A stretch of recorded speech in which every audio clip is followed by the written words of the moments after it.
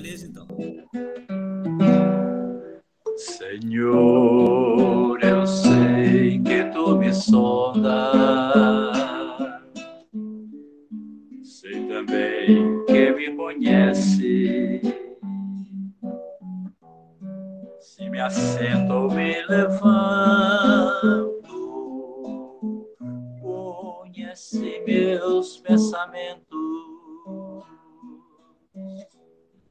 Quer deitado ou quer andando,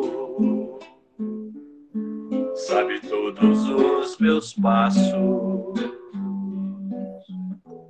E antes que haja em mim palavra, sei que em tudo me conhece. Senhor, eu sei que tu me sondas. Senhor, eu sei que tu me sondas. Senhor, eu sei que tu me sondas. Senhor, eu sei que tu me sondas.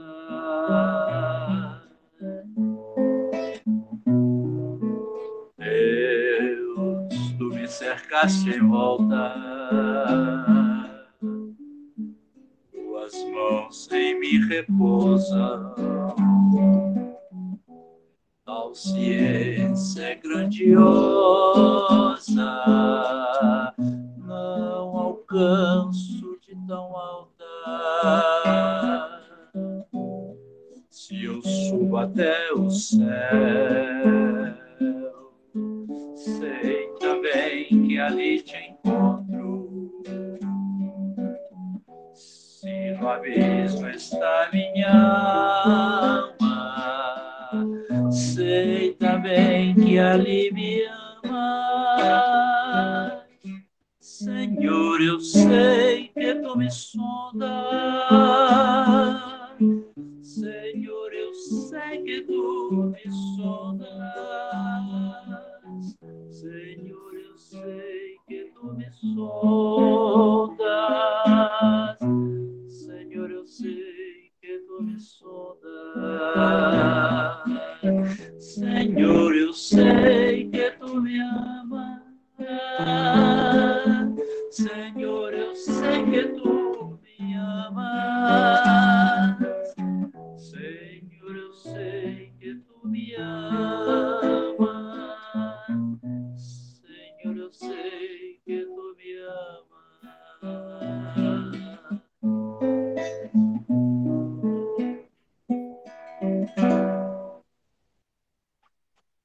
Agradecido, São Mendes. Assim seja. Que assim seja. Bom, pessoal, foi combinado que essa música seria a nossa prece inicial, tá? Por isso que o São Mendes está falando que assim seja. E uma boa noite a todos, né? Sejam todos bem-vindos para mais esse encontro, esse estudo da noite. Aproveitando, né? As comemorações do Dia das Mães, né? Aproveitamos aqui nesse momento a Casa Miramês, desejando a todas as mães aí, né? Um grande abraço, com muito carinho, com muito amor, né? Que sejam todas aí abençoadas, né? Nos dois planos da vida. E o nosso tema de hoje, né? É Maria de Nazaré, mãe. E convidamos então a Cristina para fazer esse estudo por nós, Cristina. Seja bem-vinda. Obrigada, Soares. Obrigada a todos. Boa noite.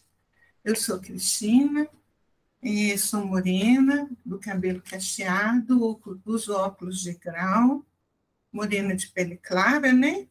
Estou vestindo um vestido preto de bolinha com uma blusa rosada e falo de uma sala de paredes brancas. E hoje foi pedido para que nós conversássemos sobre Maria de Nazaré. E a gente pode dizer que nunca foi tão necessário falar dela, né? Nessa era em que a mulher alcançou tantos, vamos falar assim, tantas conquistas, né? Libertando-se de tanto julgo, alcançando aí o respeito aos seus direitos, a sua valorização como ser humano, mas numa era também em que a mulher nunca se desviou tanto daquele papel destinado a ela, né? Porque lá no Livro dos Espíritos, quando Kardec pergunta para a espiritualidade, na lei de igualdade, se as funções do homem e da mulher são iguais, a espiritualidade vem nos responder que as da mulher são maiores até, porque é ela que dá ao homem as primeiras noções da vida. Então, nós não podemos esquecer esse papel grandioso e de tanta importância que a mulher tem na evolução da humanidade, na condução e formação da família, e representando aí tudo aquilo de bom, né, que pode ser plantado no coração dos seus filhos. Claro, não estamos desvalorizando a função do pai, de forma nenhuma, também muito necessária e imprescindível, mas mãe é mãe, né, podemos dizer assim. Então, vamos meditar na história desse ser angelical, grandioso, que nos ensina por todos os seus atos, por toda a sua vida, que é Maria de Nazaré. Bem, Miramês nos ensina no livro de nome Maria de Nazaré que Maria veio cumprir um mandato no planeta Terra. E que para cumprir esse mandato, ela veio descendo de plano em plano. Nós sabemos que Jesus se preparou durante 1000 anos para ter condições de reencarnar no planeta Terra. A mesma coisa aconteceu com Nossa Senhora. Ela também desceu de plano em plano. Não temos informação de quanto tempo, mas sabemos que ela também teve essa necessidade de ir descendo de plano em plano para conseguir ligar-se a um corpo físico aqui na Terra, né? E em cada estágio que ela descia, né, dos planos celestes onde ela se encontrava, ela ia fazendo trabalhos, organizando equipes de socorro para o aprimoramento das almas. E ela desceu revestida do que Miramês classifica como humildade sideral. 3 espíritos de alta envergadura vieram trazer Maria. Nós sabemos, né, que são os anjos, Miguel, Gabriel e Rafael. E ela adentrou, então, o casebre, que era uma residência muito humilde, onde moravam os seus futuros pais, que eram Eli e Ana, né? E aí, adentrando aquele casebre, ela dobrou os joelhos, ajoelhou-se naquele chão de terra batida e agradeceu aqueles seres que estavam dando a ela a oportunidade da vida, que aceitaram recebê-la como filha para o desempenho da sua missão. Agradeceu ajoelhada os corações que iriam recebê-la, testemunhando a sua gratidão num cântico de luz. Maria chamava-se Sofia. Era uma alma lapidada na força do amor. Já havia percorrido muitas pátrias, conhecido muitas estrelas, e já havia sintetizado em si mesma todas as virtudes conhecidas na Terra. O mundo espiritual se reuniu e analisou a ignorância dos homens, as guerras e tudo o que ocorria de desequilíbrio no nosso planeta, e decidiu pela vinda do Messias. O sacerdote do Templo de Jerusalém, Azedanoan, teve visão da vinda do Messias. Mas o plano espiritual precisava de alguém em condições de recebê-lo. E então, Maria Sofia foi destacada por Deus entre todas as mulheres. Eli e Ana foram chamados, recebendo a missão de receber como filha Sofia, que chamar-se-ia Maria. Sofia Miramês classifica como uma joia sem jaça do berço ao túmulo, uma joia sem nenhum resquício de imperfeição. Não agrediu ninguém, não humilhou companheiros, não perdeu tempo com reclamações, não violentou o direito dos outros, não saiu do caminho da ordem, nada pediu para si mesma, nunca disse não quando o coração precisava ajudar. Exemplo disso, a visita que ela fez à sua prima Isabel, já envelhecida em anos, quando soube que a mesma teria um filho. Apressou-se em ir até ela para ajudá-la. Brilhava sem exigências. Ao nascer, a mãe Ana estava no leito e a parteira, ledora, das escrituras, recitava um pergaminho sagrado. Ele tomava todas as providências de pai. E 3 seres de alta iluminação vigiavam a residência, os mesmos anjos, Miguel, Gabriel e Rafael. O espírito Gabriel penetrou no quarto, junto com os outros 2 espíritos da mesma envergadura. Ajoelhou-se e orou. No momento do nascimento de Maria, o anjo Gabriel estava ajoelhado em oração no quarto da sua mãe. Nasceu uma criança de rara beleza. Embora Sofia tenha pedido antes da encarnação que os construtores espirituais tirassem dela tudo e qualquer coisa que pudesse distingui-la das mulheres terrenas. Ela não queria. Ela queria nascer como qualquer uma das mulheres terrenas. Mas, por mais que eles se esforçassem, não conseguiram. Nasceu uma criança de rara beleza. Maria de Nazaré, rainha de todos os espíritos que trabalham na atmosfera da Terra. Anjo que se revestiu de carne para favorecer a descida daquele que Deus escolheu. Renunciou ao seu ninho angelical para ajudar a humanidade. Miramês nos informa: a mulher é mais sujeita aos impositivos emocionais, por ser mais sensível às influências do meio. É necessário que desenvolva em seu coração mais resguardo sobre a sua própria conduta, diante de todas as investidas das trevas. Por isso, nunca precisamos tanto de Maria, esse guia, esse símbolo de comportamento, de diretriz, de coragem e de força para qualquer mulher. Miramês ainda nos informa: essa estrela é um caminho exemplar que deve ser seguido. A presença de Maria fez com que a casa de Eliana ficasse cheia de visitas. E a caridade como que ganhou uma força. Criaram o hábito de visitar os doentes.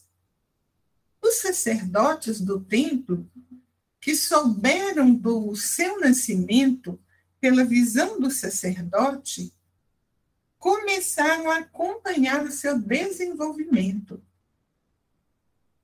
E aí ficaram assustados com as ideias que aquela criança trazia.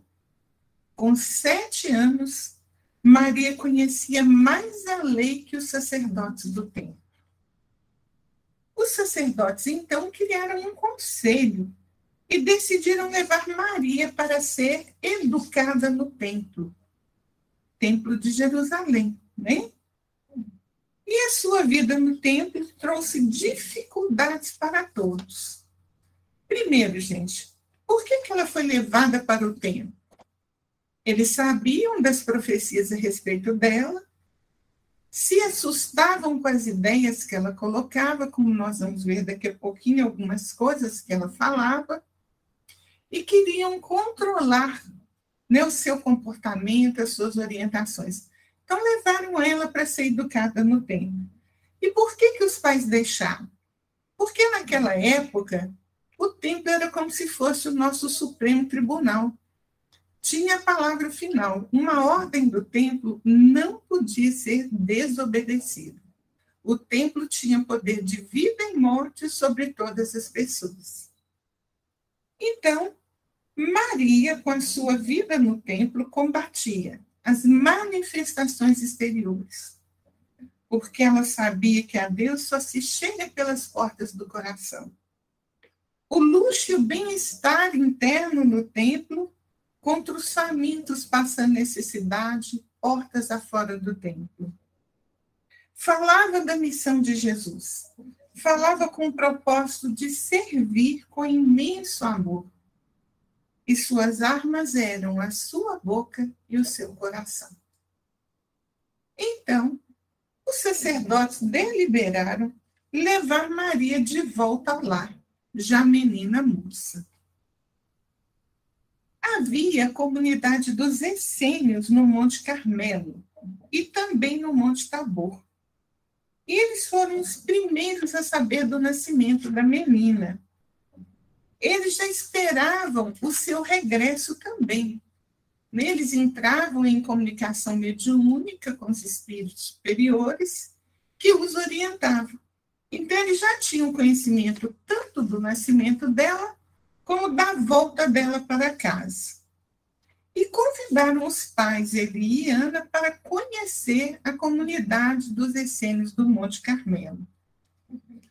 Pai Muni era o mentor dessa comunidade, dessa fraternidade, e preparou os pais e ela para as lutas que viriam.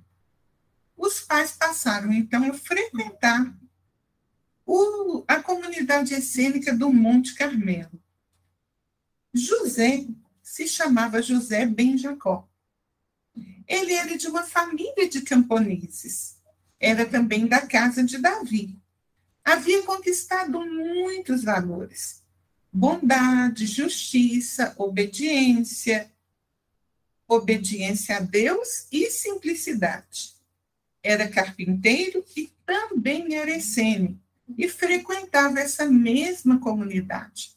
Como terapeuta iniciante, ele conhecia as doenças e as tratava com ervas e orações. Era conhecedor das ervas curativas e foi iniciado nesse conhecimento por sua mãe. Possuía o dom da cura e trabalhava com os essênios e também trabalhava no templo de Jerusalém. Os sacerdotes do templo decidiram casar Maria. Por que eles decidiram isso? Porque a profecia que falava da vinda do Messias anunciava que a profecia seria cumprida através do nascimento por uma virgem. Ora, se eles casassem Maria, não poderia se cumprir a profecia através dela. E eles queriam impedir esse cumprimento por causa das ideias que ela trazia. Ideias que nós já citamos, de combater os comportamentos errôneos daqueles que, em nome de Deus, agiam fora do amor e fora da caridade. Então, impedindo o cumprimento da profecia, ou pelo menos pretendendo impedir, escolheram para marido dela José, achando que decidiam sobre a vida dela, enquanto que este já era um plano traçado por Deus. José nasceu para ser protetor de Maria e de Jesus, enquanto a fragilidade física deles assim o exigia.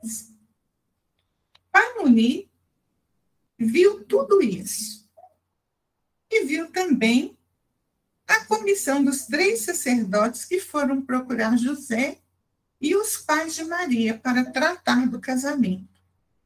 José aceitou por obediência, por ser um terapeuta essênio iniciante, porque os essênios tinham um voto de castidade, mas o José era iniciante como terapeuta, então ele ainda não estava obrigado a esses votos, e por ser Maria, uma virgem cheia de virtudes, como todos comentavam, apesar de que ele não a conhecia. Então, os pais de Maria se assustaram com o comunicado, mas Maria não estava em casa, estava visitando parentes necessitados. Quando ela voltou, os pais a contaram, e ela foi, então, procurar o pai Muni, pedindo orientações, porque aquilo para ela também foi uma surpresa, já que ela sabia a missão que ela trazia nesse mundo. José, preocupado com a notícia que recebeu, também tinha ido para a comunidade do Monte Carmelo. E aí, os essênios estudavam os ensinamentos de Moisés e dos patriarcas judeus. Então, eles estudavam as escrituras sagradas. Conheciam as profecias, conheciam os profetas e seguiam os ensinamentos daquele que fundou a fraternidade dos essênios, que se chamava Essem, irmão de Moisés.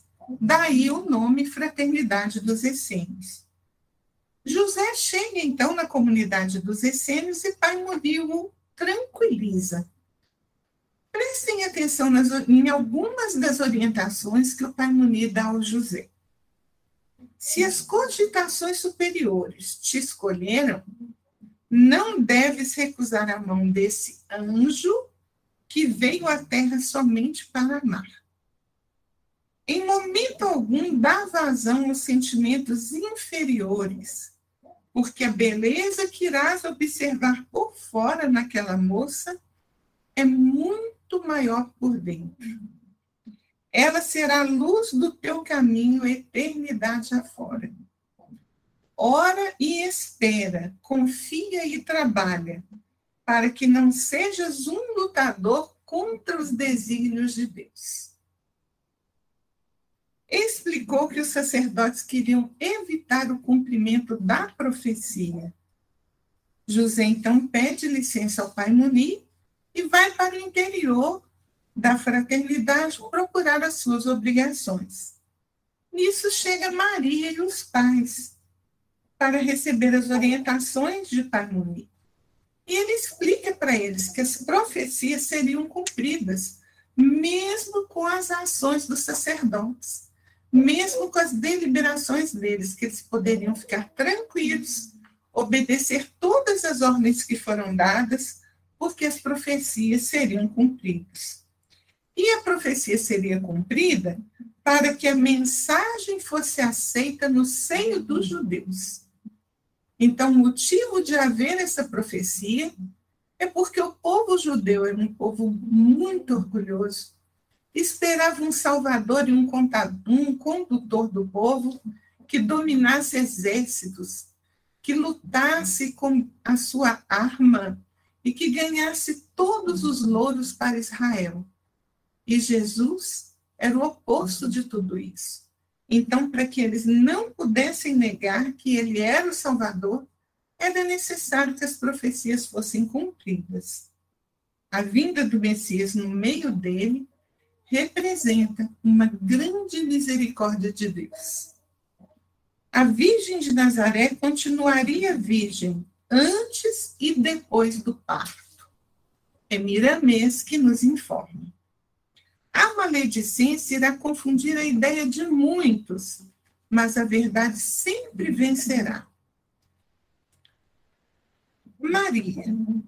Maria chegou à comunidade dos essênios e permanecia tranquila, embora seus pais estivessem apreensivos. Pai Muni, tendo tranquilizado a todos, também os orientou que as profecias seriam cumpridas.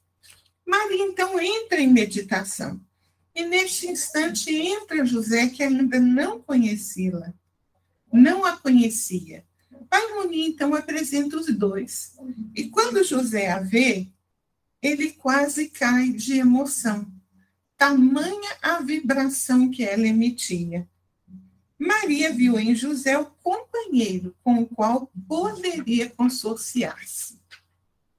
Posteriormente, Pai Muni volta a advertir a José: educa mais todos os seus sentimentos e todos os seus impulsos. Desta vez, não viestes para os prazeres efêmeros. Obedece às diretrizes do Todo-Poderoso e serás feliz. Então, Pai Muni chamou a comunidade dos essênios, todos entraram em oração. Ele portava um cajado que ele entregou a Maria. E quando esse cajado foi tocado pelas mãos de Maria, transformou-se em um ramalhete de flores, que ela passou ao seu pai, que passou à sua mãe, que devolveu ao Pai Muni. E aí ele voltou a ser um cajado. Tais os fenômenos que aconteciam no meio deles. Combinaram, então, que José passaria a frequentar a casa de Eli. José foi escolhido porque estava no seu passado, na dobra do tempo da sua vida, pendências com relação a Maria. Maria, recordou o passado e se propôs a dar a José a oportunidade de apagar esse passado, redimindo-se. Passada essa fase da reencarnação dos dois, José carregou consigo profunda gratidão a Maria. Em cada reencarnação que ele tinha profunda referência ao nome dela. E por gratidão, atraído pelo magnetismo iluminado de Maria, ele permaneceu ligado a ela por uma saudade profunda, fixada em sua órbita angelical. A renúncia já era para José uma conquista. Naquele tempo, ele era já bem mais velho que ela, em aparência, e era rude diante da ave de luz que era Maria de Nazaré. Cristo deveria receber um corpo de estrutura altamente pura e perfeita, com uma sensibilidade nervosa adequada à missão que veio desempenhar. Assim, deu-se o casamento de Maria. Os sacerdotes anunciaram esse casamento por todos os meios. Fizeram 3 dias de festa para que todos soubessem do casamento. E durante esses 3 dias fizeram uma arenga, uma explanação enorme sobre a profecia de que o Messias nasceria de uma virgem. Tudo isso para impedir o cumprimento da profecia. Foram para Nazaré e ficaram muitos dias recebendo pessoas e conversando sobre a missão do casal. José não tinha coragem de aproximar-se de Maria, pela elevação espiritual que ela possuía. Foi buscar a ajuda de Pai Muni, que sempre o orientava e conversava com ele. Voltou, montou a carpintaria e vivia no lar, cumprindo todas as obrigações com ela, sem disputar o leito conjugal, pois as leis da época consideravam o prazo para o casamento de 6 meses. Então, o marido ficava 6 meses em companhia da esposa para que o casamento pudesse ser consolidado. Era um período de preparação e conhecimento. Vamos lembrar que naquela época eram os pais que escolhiam, os cônjuges. Eles não decidiam sobre isso, eram leis da época, 3 meses após o casamento, Maria recebe a visita das 3 entidades angélicas, que a ajudaram a desligar-se do corpo. Mãos angélicas trabalharam seu corpo físico. Recebeu as instruções sobre a sua vida e a sua missão. Do seu corpo saía um cordão da cor das estrelas. As entidades foram se desfazendo. Procuraram José, que não conseguiu percebê-los, mas conseguiu escutá-los. E foi informado, então, da sua missão. Disseram: não é você que ajuda a Deus, é Deus quem te ajuda, pela caridade que recebes neste momento. Vimos falar da vinda do Messias. Então, depois de ocorrida a fecundação, altas entidades vieram trazendo a semente masculina estelar, que formaria um corpo dócil ao comando da mente do Mestre. Com a ternura de um santo, o anjo ajoelhou-se e colocou no ninho uterino de Maria aquela semente. Maria foi envolvida numa sensação divina. José não dormiu naquela noite. Os pais de Maria também não, incapazes de compreender o ocorrido. Pai Muniz já sabia do acontecimento e sabia também que estava iniciando-se na Terra a vida do divino doador. Paulo apóstolo nos diz: Deus enviou seu próprio Filho em semelhança de carne pecaminosa. E aí, os anjos cantavam, né?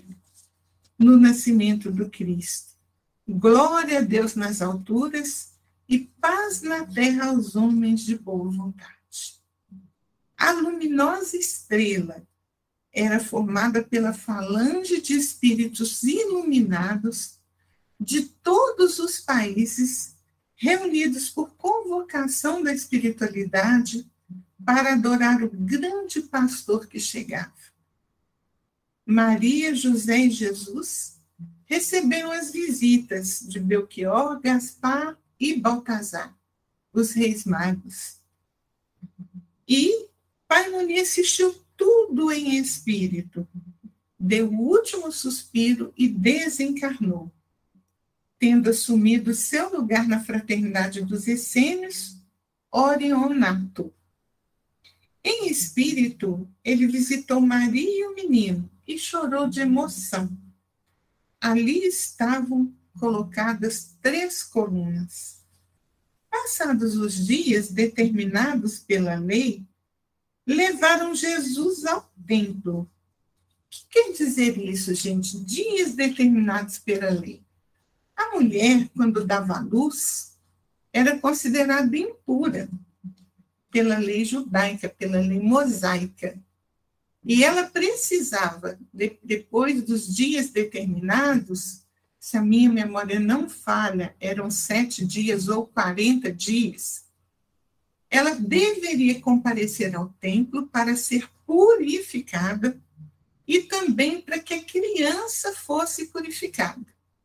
Maria, com toda a humildade, porque um ser puro e angelical, obedecia todas as ordens e, como todos, compareceu, revestida de humildade, ao templo para cumprir a lei. Né? Chegando ao templo, eles foram cercados por 3 essênios. Miramês informa que um deles era José de Arimateia, o outro era Nicodemos, e o terceiro eles não conseguiram identificar. José de Arimateia sofria de uma úlcera terrível que não tinha cura. Ao carregar o menino, foi curado. Maria e José são então conduzidos ao interior do templo e são interrogados pelos sacerdotes. Ao saírem do interior, eles encontram Simeão, que faz a famosa profecia, né? Dizendo para Maria que uma espada de dor trespassaria o seu peito. Ela não podia imaginar o que esperava para ela, o que a esperava na vida. Por isso Simeão profetizou que uma espada de dor trespassaria o seu peito. Ao saírem do templo, os essênios sempre os cercavam para protegê-los. Em Alexandria, existia uma comunidade dos essênios chamada Cóbidas, de onde saiu Filon de Alexandria, né? Era um notável contemporâneo de Jesus. E quando eles souberam de Jesus, eles entraram em contato com os outros essênios. E aí, os essênios instalaram-se também no Egito. Quando iniciou-se a perseguição, né, às crianças, Maria e José, então, dirigiram-se para o Egito, protegidos por essa fraternidade. O povo sufocava a casa de Maria.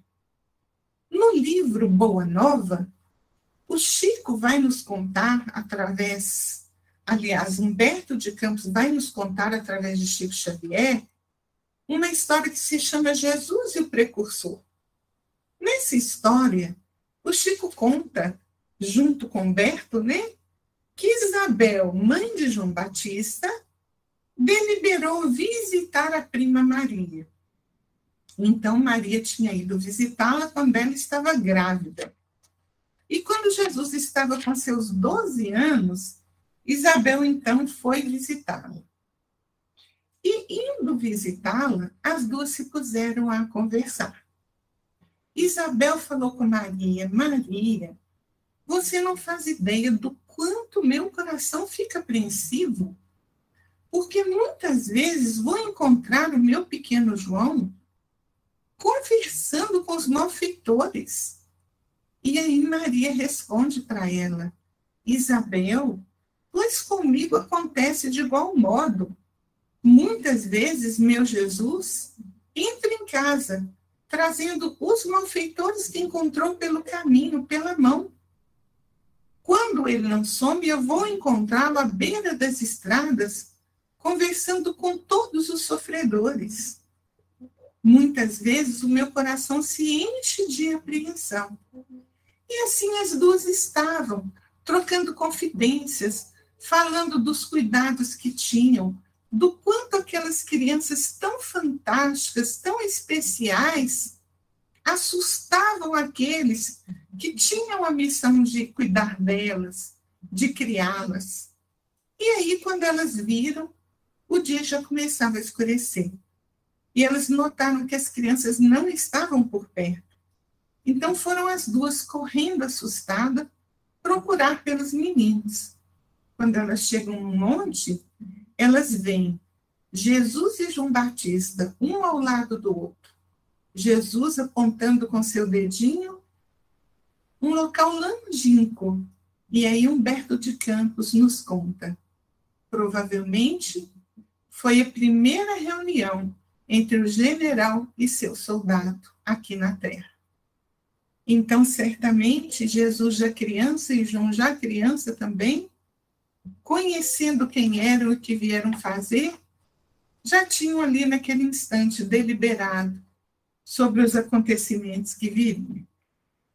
Bom, o nascimento de Jesus foi conhecido na Índia por causa de Gaspar, né, o rei mago, na Pérsia por causa de Baltazar e no Egito por causa de Belchior.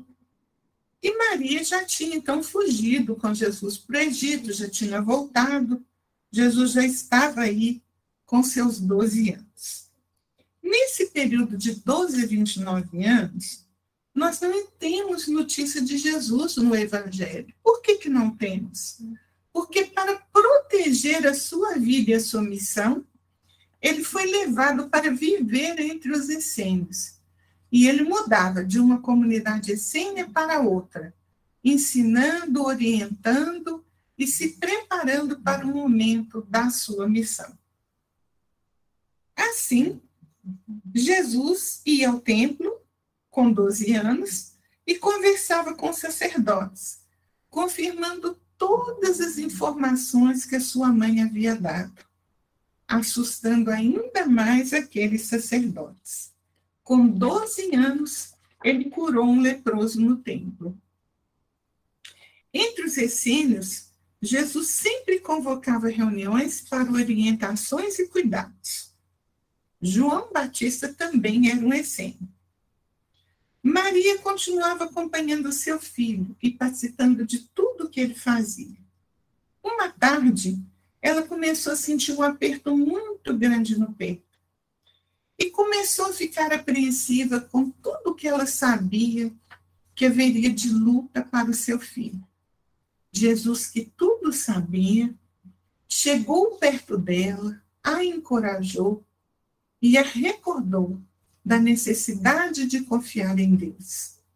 Maria, então, volta para Nazaré e deixa Jesus entre os essênios. Jesus, então, quando estava com 29 anos, volta para Nazaré e a chegada dele fez com que Maria soubesse que o momento da sua missão havia chegado.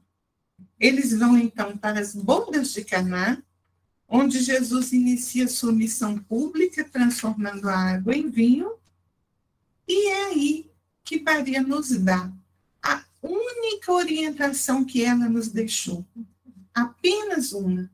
Maria não nos orientou para mais nada, não nos ensinou mais nada. Ela apenas disse: fazei tudo quanto ele vos disser.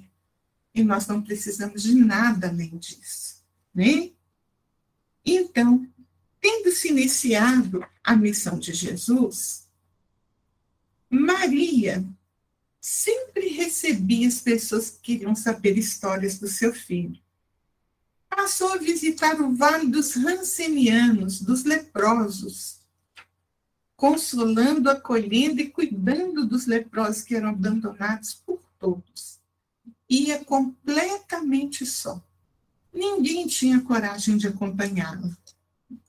Em seu amor por toda a humanidade, ela sempre ouvia a voz de Jesus, a orientando e a ajudando.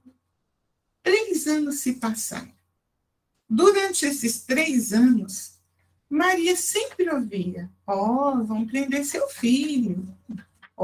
Estão ameaçando fazer isso e aquilo com seu filho. E o coração dela sempre apertado nas suas apreensões, mas sem faltar com a confiança em Deus. Então, ela recebeu a notícia da prisão e da condenação de Jesus. E foi acompanhar a crucificação de seu filho. Naquela hora, ela, ao lado de algumas mulheres e de João, ia caminhando e rogando a Deus que enviasse os seus exércitos. Ela esperava o tempo todo que os exércitos de anjos descessem dos céus e tirassem Jesus daquela crucificação. E ela orava com intensa fé, aguardando que isso acontecesse. Nesse instante, percebendo como ela se sentia, Jesus então sai do corpo, é aquele instante em que ele cai com a cruz. Na realidade, ele não caiu, é porque o seu espírito deslocou-se do corpo para conversar com a mãe e falou com ela que se lembrasse da missão que eles vieram realizar e que não perdesse a confiança em Deus. Então, a partir dali, Maria ajoelha no chão novamente e repete a mesma oração da chegada do Cristo: faça-se em mim a escrava do Senhor. E assim, Jesus foi crucificado. E antes da crucificação, pede a João que receba Maria como mãe e a Maria que receba João como filho. E naquele instante, Maria fala com João: nunca pensei que este testemunho fosse tão amargo. Lembrando a profecia de Simeão, que uma espada trespassaria o peito dela. Maria e João vão então para Éfeso. Antes disso, Maria confia a Madalena substituí-la na visita aos rancenianos. Em Éfeso, Maria passa a viver numa casinha humilde em uma colina. Todos os dias, filas enormes se formavam naquela casinha para visitar a mãe do Senhor, para serem amparados por ela, para ouvirem as suas histórias e para que todos soubessem como que foi a vida dela e a vinda de Jesus. E ela todos os dias recebia um por um, sem nunca reclamar. Maria já beirava os 99 anos de trabalho e amor aqui na Terra. Uma determinada tarde, ela viu que a fila dos necessitados estava terminando. Mas viu lá embaixo, depois que todos já tinham saído, um velhinho que subia aquela fila com muita dificuldade. E aí Maria passa, então, a esperar aquele velhinho chegar lá no alto, chegar lá onde ela estava, porque ela já muito velhinha, não conseguia mais descer o morro. E aí, esse velhinho, quando começa a aproximar-se dela, traz para ela um perfume muito conhecido seu. Era um perfume que Jesus exalava sempre que ia visitá-lo. E quando aquele velhinho chega perto dela, ele olha para ela e ela, percebendo aquele perfume que trazia a imagem do seu filho, assusta-se porque percebe a presença dele. E ela fica sem acreditar. E aí ela toca nas suas mãos e percebe as chagas. Toca na sua cintura e percebe a chaga. E tenta ajoelhar-se para tocar nos seus pés. Mas ele não deixa. Ele levanta Maria, sua mãe, e fala com ela: mãe, meu pai quer que a senhora seja a rainha entre os anjos. Naquele instante, Maria de Nazaré desencarna. Desencarna lúcida, completamente senhora de si. É recebida pela falange angélica que a vem buscar. E perguntam para ela qual era o seu desejo naquele instante. E Maria, então, diz para eles que ela gostaria de rever os lugares onde o seu filho passou. Que aquela comunidade de seres angelicais vai viajando com Maria, passando em cada um dos lugares, o Lago de Genezaré, o Monte Tabor, o Monte das Oliveiras, a Casinha de Nazaré, a Jerusalém, todos os lugares onde Jesus pregava, Cafarnaum, né? Todos os lugares. E aí, nisto, Maria percebe uma dor, um cântico de sofrimento muito profundo, e pergunta para aquelas entidades angélicas de onde vinha aquela dor. E eles informam para ela que era da prisão, porque os cristãos já estavam sendo presos e sendo entregues às feras. E aí Maria pede para eles ir até lá, que ela queria consolar aqueles que testemunhavam o amor ao seu filho.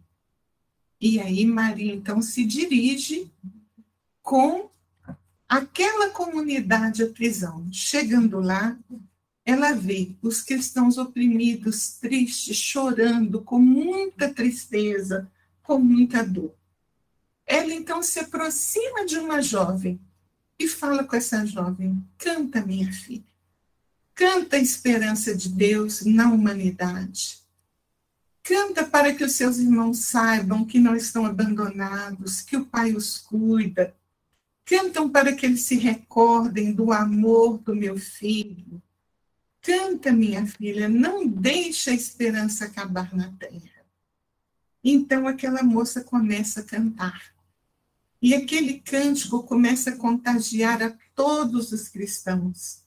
E a partir dali, todas as vezes que os cristãos iam ser sacrificados nos circos de Roma, eram sacrificados em meio a cânticos de fé e de esperança, deixando todos que assistiam por mais horrendos que fossem as flagelações, assustados, com tamanha fé, como eles jamais viram.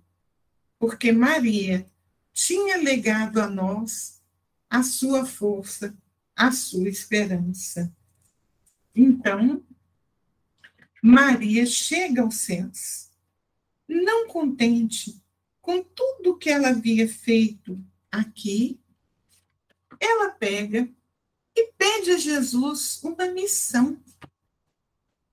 Ela fala: filho, eu gostaria que você me concedesse o cuidado daqueles que são esquecidos pelo mundo, daqueles que ninguém quer, daqueles que nenhuma religião acolhe e abençoa. Eu queria que você entregasse para mim o cuidado dos suicidas. Maria de Nazaré, então, funda a colônia Maria de Nazaré, para onde são levados todos aqueles que, por revolta, tiram a própria vida, esquecendo do amor que Deus tem por eles. E como se nós pudéssemos dizer assim, tudo isso que ela fez, e achar que nós terminamos? Não, não terminamos. No plano espiritual, conhecendo a situação de Judas, o traidor do seu filho, no abismo, vamos trazer para vocês agora o último ensino dessa mulher luz que ilumina e irradia amor e que deve ser, como Miramês cita, o nosso exemplo. É a história Retrato de Mãe, trazida por Humberto de Campos e Chico Xavier.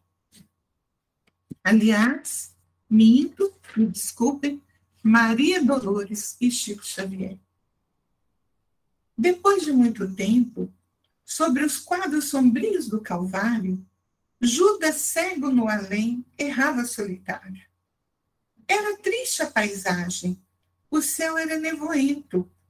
Cansado de remorso e sofrimento, sentara-se a chorar. Nisso, uma nobre mulher de planos superiores, nimbada de celestes esplendores, que ele não conseguia divisar, chega e afaga a cabeça do infeliz. Em seguida, num tom de carinho profundo, quase que em oração ela lhe diz: meu filho, por que choras? Acaso não sabeis? Replica o interpelado, claramente agressivo. Sou morto e estou vivo, matei-me novamente, estou de pé, sem consolo, sem lar, sem amor e sem fé. Não ouviste falar de Judas, o traidor? Sou eu que aniquilei a vida do Senhor. A princípio julguei poder fazê-lo rei, mas apenas lhe impus sacrifício, martírio, sangue e cruz.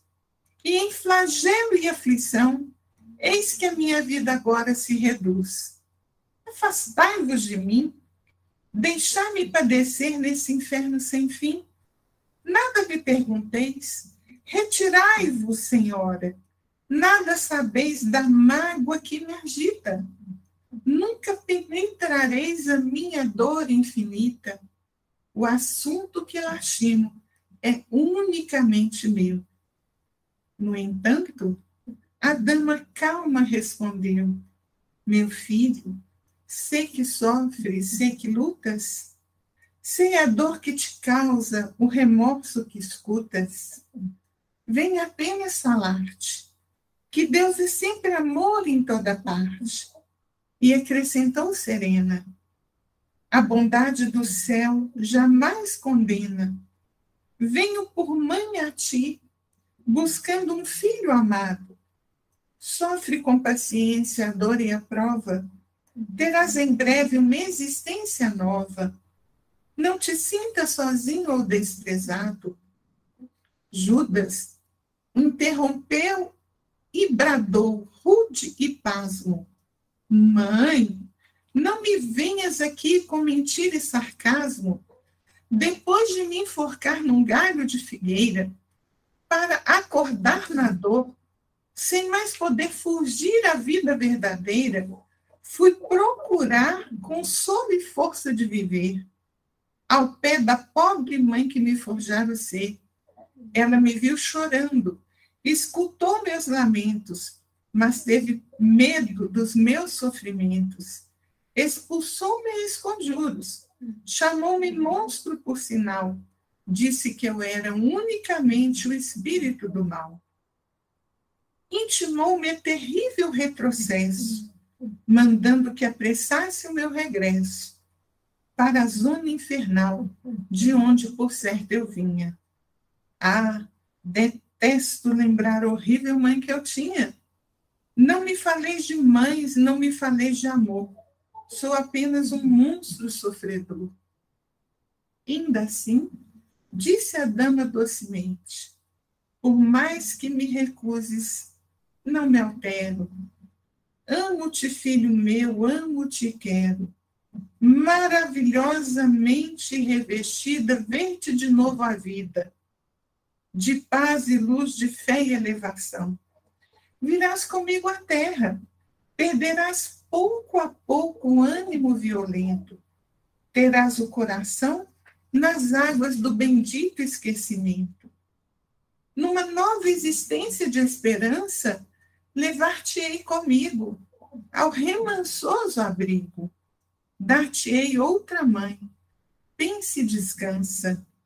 E Judas, nesse instante, como quem olvidasse a própria dor gigante, ou como quem desagarra de um pesadelo atroz, perguntou, quem sois vós, que me falais assim, sabendo-me traidor?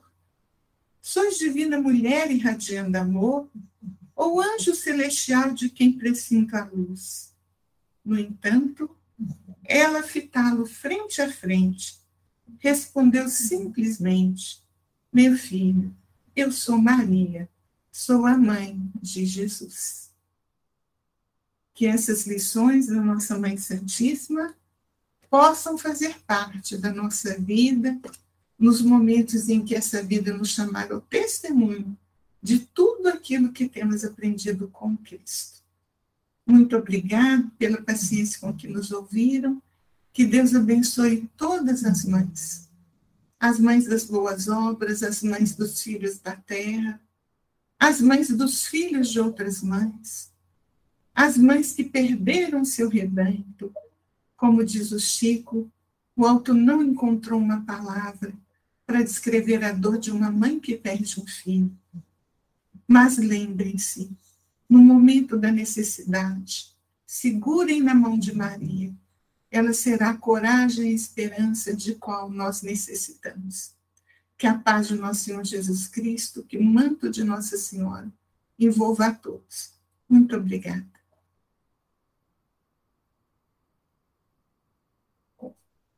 Nós agradecemos, Cristina, seu estudo brilhante, muito lindo, viu?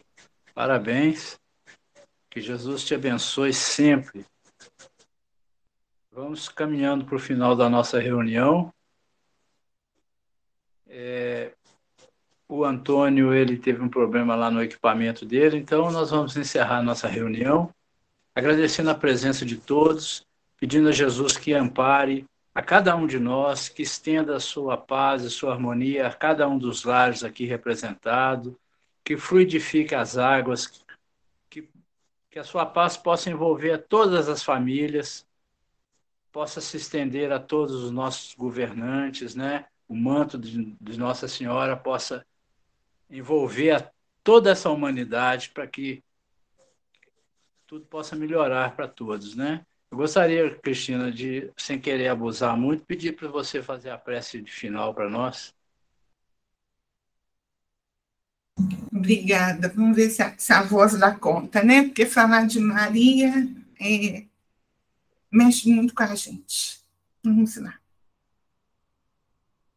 Senhor Deus, nosso Pai, Jesus, mestre amado e querido amigo, obrigada, Senhor, pela bênção que recebemos nessa noite. Sabemos que a espiritualidade amiga, durante esse tempo em que estivemos juntos, fluidificou as águas de todos os lares, de todos os doentes, de todos aqueles que ligaram o seu pensamento ao nosso. Visitou os lares, limpou as energias deletérias, deu coragem aos corações, acalmou as mentes desorientadas. Sabemos que Jesus não nos desampara, que Maria, nossa mãe, caminha conosco. E para encerrar o nosso encontro dessa noite, vamos recordar as palavras de nosso Senhor. Vinde a mim todos vós que estáis cansados e sobrecarregados, e eu vos aliviarei. Aprendei de mim que sou manso e humilde de coração, e achareis descanso para as vossas almas, porque é suave o meu jugo e leve o meu fardo. Que a paz de nosso Senhor Jesus Cristo permaneça no meio de todos. E muito obrigada. Assim seja. Obrigado a todos mais uma vez. E boa noite para todos, que todos tenham uma boa noite de sono e um bom dia amanhã. Obrigado.